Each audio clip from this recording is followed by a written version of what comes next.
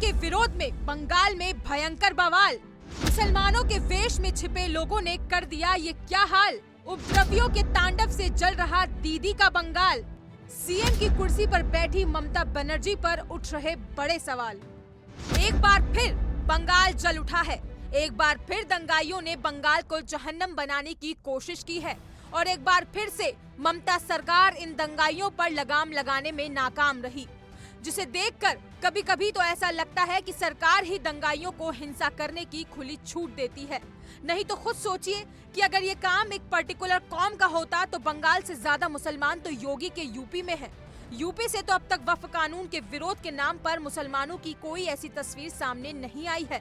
हालांकि कुछ मुसलमान इस पर नाराजगी जाहिर तो कर रहे हैं, जो कि उनका हक है, लेकिन बेहद ही शांतिपूर्ण तरीके से, क्योंकि सीएम योगी ने दंगाइयों की पहले ही कमर तोड़ दी है, ताकि अगर उपद्रवी दंगे भड़काना भी चाहे तो घटना को अंजाम देने से पहले 100 बार सोचेंगे। ये सब चूहे की तरह बिलबिलाते हैं, लेकिन बाहर निकलने का तो साहस नहीं कर पाते हैं।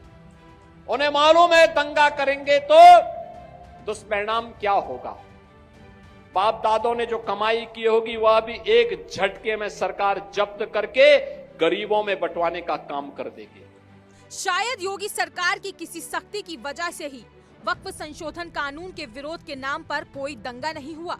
दंगा की वजह चाहे कुछ भी हो या दंगा करने वाले किसी भी धर्म किसी भी जाति के हों, लेकिन नुकसान जान माल सार्वजनिक संपत्तियों का ही होता है।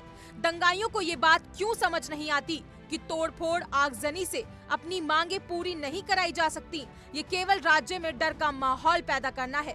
लेकिन ममता सरकार ने वक्फ कानून के विरोध की खुली छूट दी हुई है, जिसका अंजाम ये हुआ कि आज बंगाल के कई जिलों से हिंसा की खबरें लगातार सामने आ रही हैं।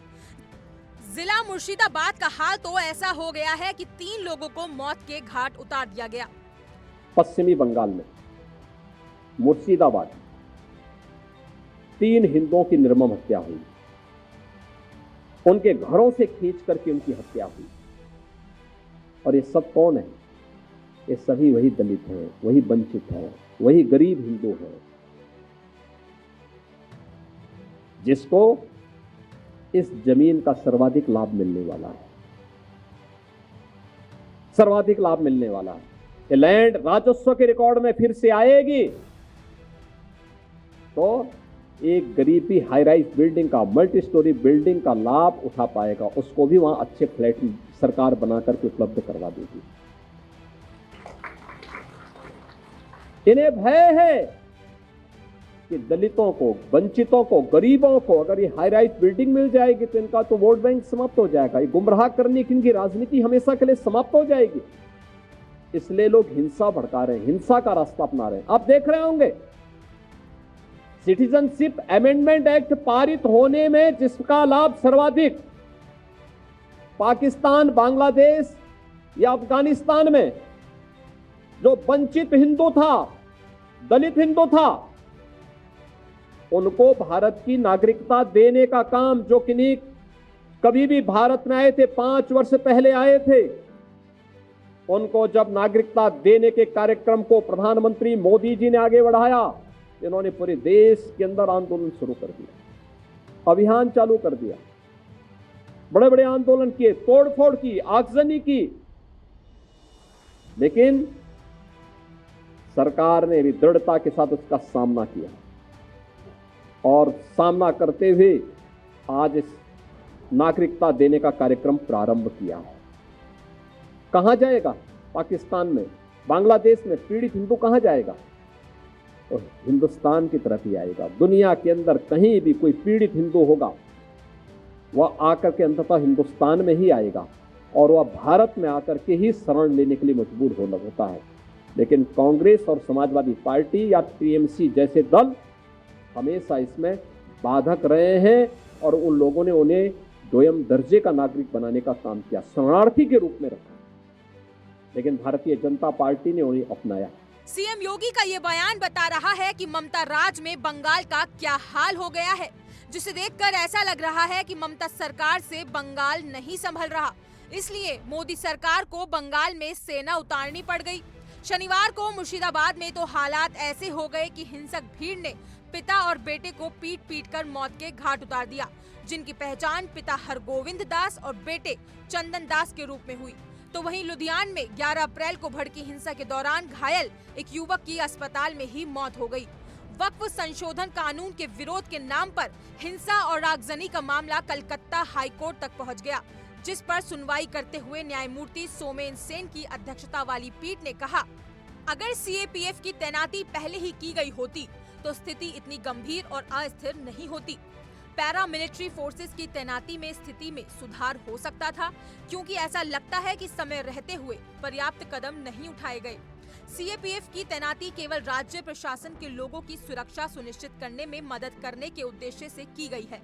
निर्दोष नागरिकों पर किए गए अत्याचारों को युद्ध स्तर पर रोकने के लिए दोषियों के खिलाफ कार्यवाही करने की तुरंत आवश्यकता है। कलकत्ता हाईकोर्ट की सख्ती बता रही है कि पश्चिम बंगाल में वक्फ संशोधन विरोध के नाम पर किस तरह से हिंसा को अंजाम दिया जा रहा है, जिसे गंभीरता से लेते हुए हाईकोर्ट ने केंद्रीय सशस्त्र बलों को बंगाल में उतारने का आदेश दे दिया।